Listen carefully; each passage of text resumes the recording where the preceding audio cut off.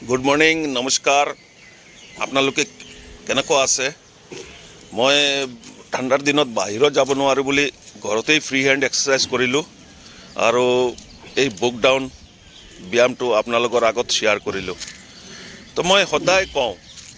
যাতে নিজকে ফিট ৰখাৰ কাৰণে ফ্ৰী হেণ্ড এক্সাৰচাইজ একমাত্ৰ অতি উত্তম আপুনি মেডিচিনৰ ওপৰত নিৰ্ভৰ কৰি নচলিব মেডিচিনৰ ওপৰত যেতিয়াই আপুনি নিৰ্ভৰ কৰি চলিব লগা হ'ব তেতিয়াহ'লে আপোনাক নিজকে দুৰ্ভাগ্য বুলি অনুভৱ হ'ব মাই ডিয়াৰ ফ্ৰেণ্ডছ আপুনি আজিকালি যেতিয়া আপুনি মেডিকেলত এডমিট হ'ব আপোনাৰ কেনেকুৱা লাগে মোৰতো এটা খসাই খানা যেন লাগে তো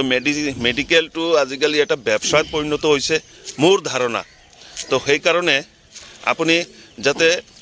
নিজকে সুস্থ ৰাখিব পাৰে মেডিচিনৰ ওপৰত জীৱনটো পাৰ কৰি দিব নালাগে সেইকাৰণে আপুনি নিজকে সদায় এক্সাৰচাইজ কৰি নিজকে ফিট ৰাখিব ধন্যবাদ